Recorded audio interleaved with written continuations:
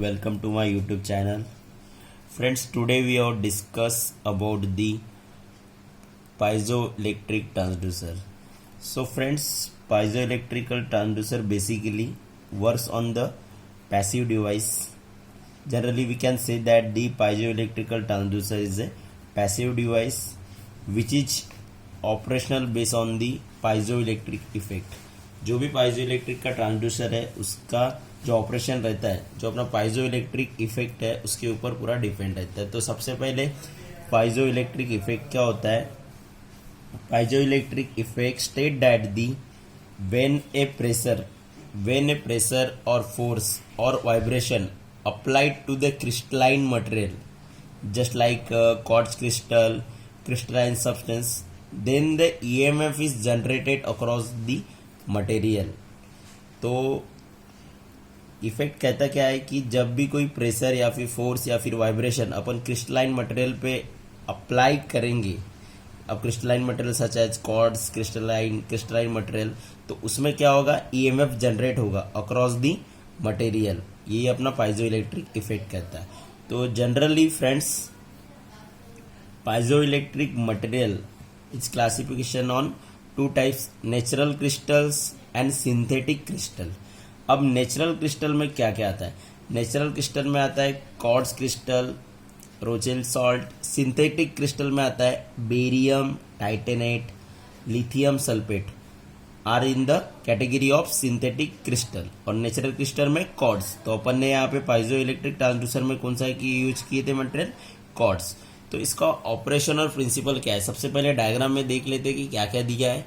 पाइजो electric की diagram में सबसे पहले एक विंडोज दी है, विंडोज के साथ जो प्रेशर इनलेट रहेगा वो दिया है. उसके बाद इलेक्ट्रोड है, पाइजो इलेक्ट्रिक क्रिस्टल दिख रहा है यहाँ पे. उसके बाद फोर्स समिंग मेम्ब्रेन दिख रही है, फोर्स समिंग मेम्ब्रेन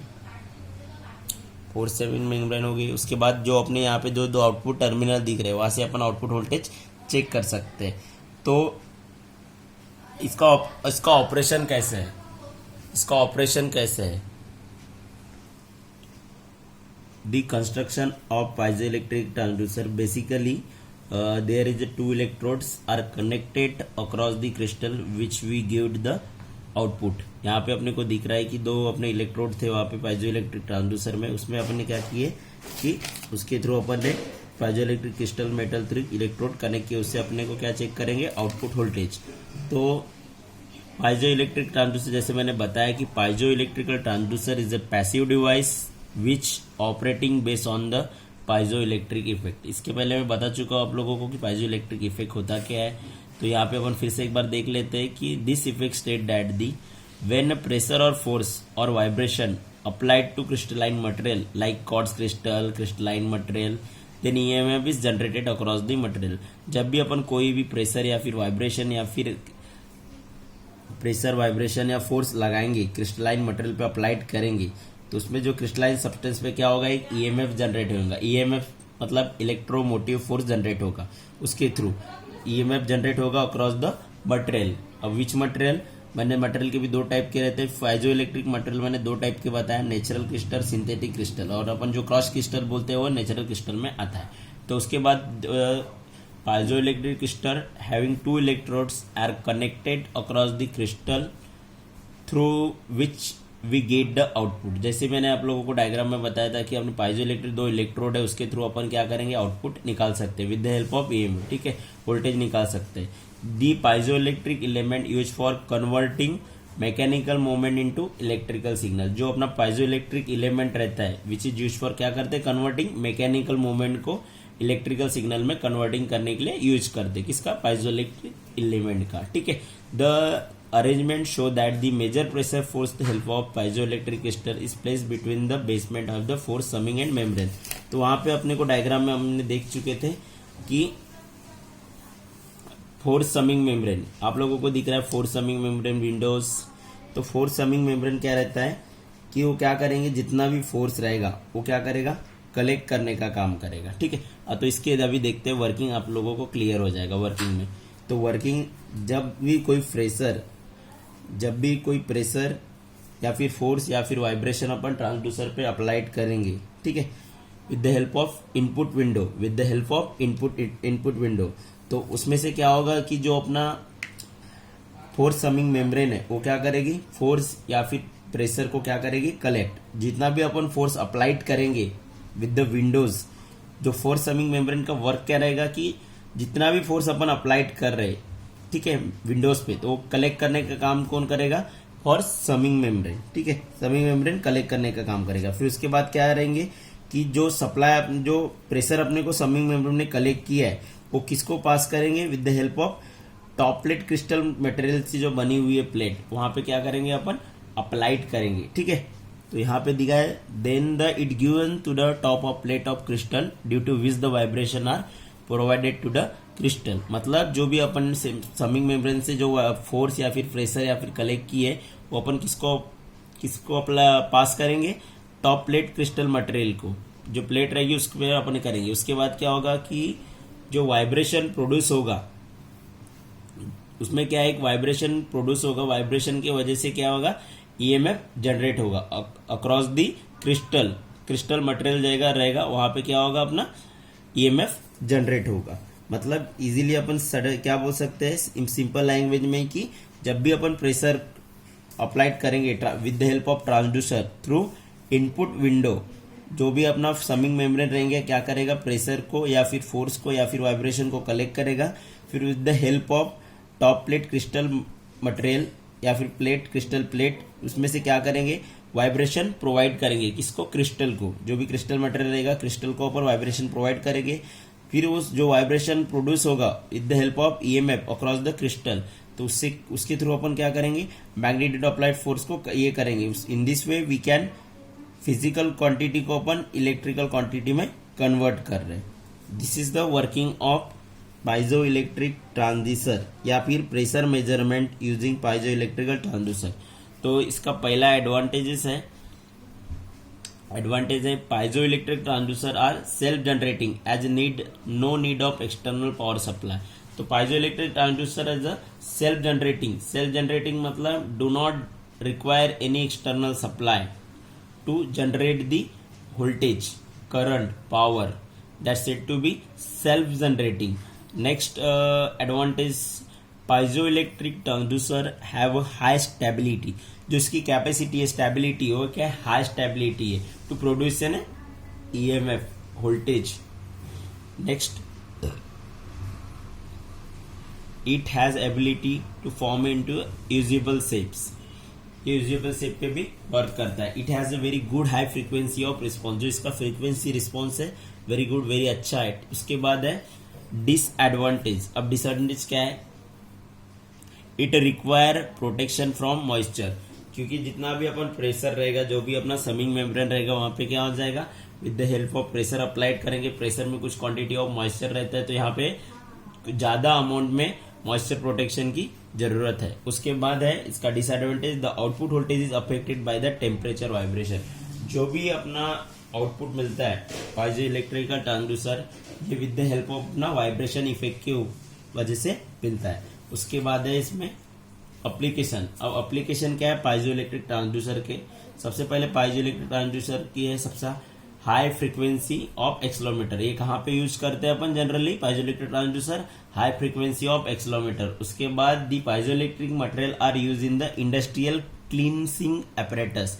जो क्लींसिंग एपरेटस रहते हैं पाइजो इलेक्ट्रिक इफेक्ट, मतलब जो इंडस्ट्रीज में रहते हैं क्लींसिंग एपरेटस, वहां पे भी अपन क्या पाइजो इलेक्ट्रिक मटेरियल को यूज करते हैं। उसके बाद सोनार सिस्टम, रडार सिस्टम, वहां पे भी ये यूज करते हैं। अंडर वाटर डिटेक्शन में अपन सोनार सिस्टम में यूज करते हैं। उसके बाद piezoelectric material are use in the ultrasonic transducer. तो अपना नेक्स्ट टॉपिक है photovoltaic cell. So friends, basically photovoltaic cell क्या होता है, फोटोवोल्टिक सेल या फिर इसे हम सोलर सेल भी बोल सकते हैं। तो सोलर सेल में और फोटोवोल्टिक सेल क्या करते हैं कि जो फोटोवोल्टिक सोलर सेल रहेगा उसमें क्या करेंगे, convert the light energy into electric current, convert the light energy into electric current when these are connected to the load. when these are connected to the load, कब current, light energy को कब electric current में convert होगा, जब अपन वहां पे load connect करेंगे, ठीक है।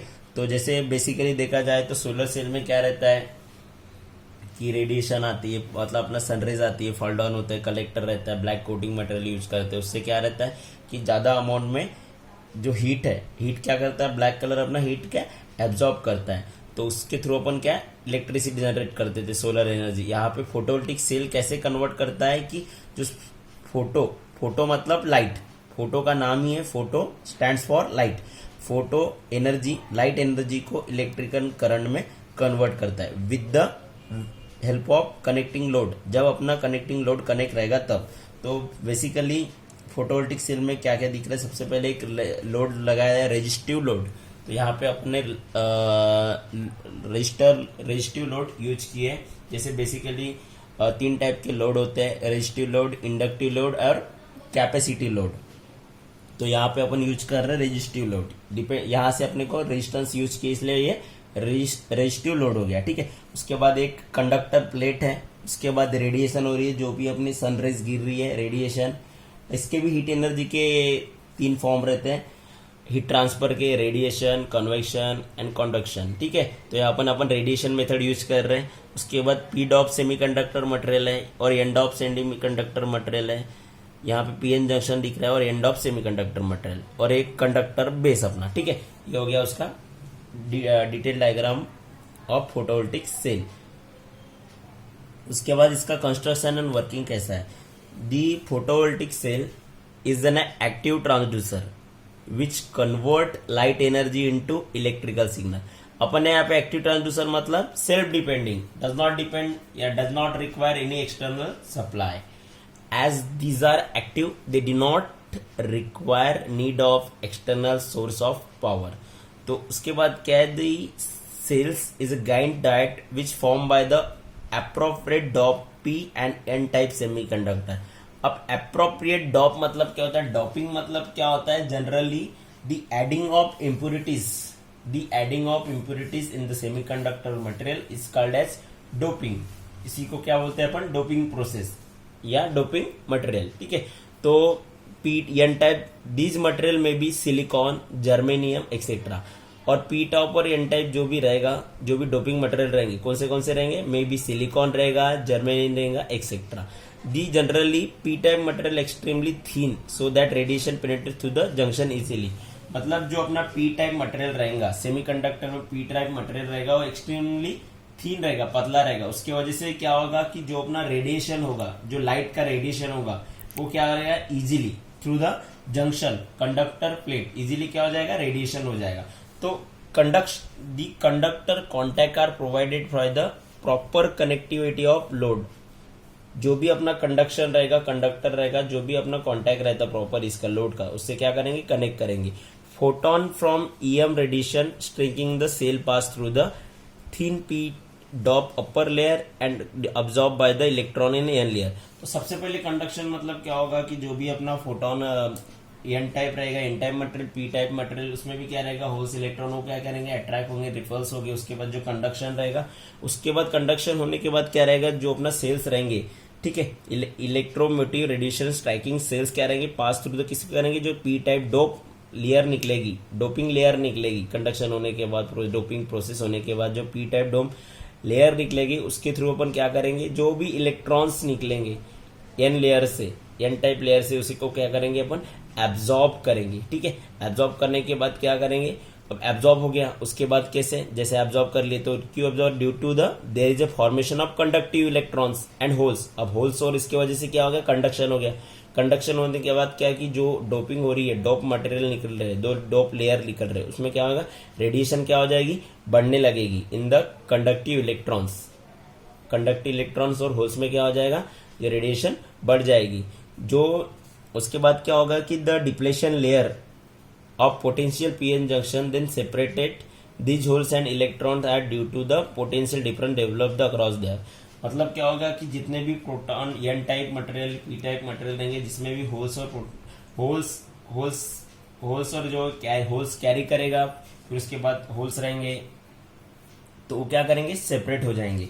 इसके थ्रू अपन क्या करेंगे, अपना ईएमएफ जनरेट हो जाएगा, अपना करंट जनरेट हो जाएगा with the help of P type N type material. उसमें जो कंडक्शन होगा, क्योंकि अपना जो पी टाइप का मटेरियल है वो एक्सट्रीमली क्या है, थीन है, उसकी वजह से क्या हो रहा है, रेडिएशन ज्यादा हो रहा है, रेडिएशन ज्यादा होने से पेनेट्रेटेड हो रहा है, मतलब वाइब्रेशन हो रहा है थोड़ा, ठीक है। उसके वजह से क्या हो रहा है, उसके बाद क्या करेंगे, अपनी जो पी टाइप और एन टाइप सेम कंडक्टर है उसमें कंडक्शन होगा। कंडक्शन होने के बाद जो डोपिंग प्रोसेसिंग है, अपने जो अपर लेयर निकलेंगे पी टाइप के एन टाइप के, तो पी टाइप डोप लेयर क्या करेंगी, जो एब्जॉर्ब करेंगे इलेक्ट्रॉन्स, जो एन लेयर रहेगी, एन लेयर सेल की रहेगी, वो क्या करेंगे, एब्जॉर्ब करेंगे। एब्जॉर्ब करने के बाद जो डिप्लेशन लेयर फॉर्म होगा potential in the PN junction, PN junction इसमें क्या होगा, जो पोटेंशियल डिप्लेशन लेयर क्रिएट होगी उसको क्या करेंगे, सेपरेट करेंगे with the help of holes and electron.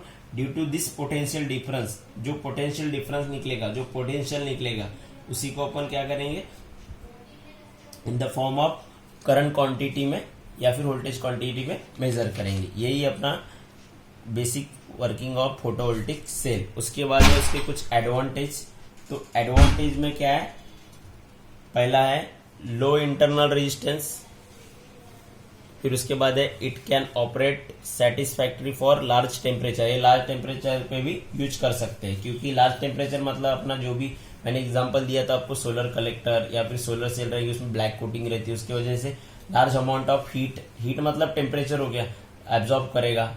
उसके बाद है इसका नेक्स्ट एडवांटेज फास्ट रिस्पॉन्स, इसका रिस्पॉन्स अच्छा है।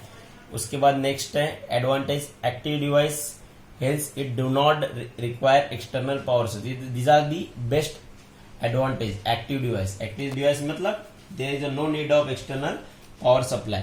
उसके बाद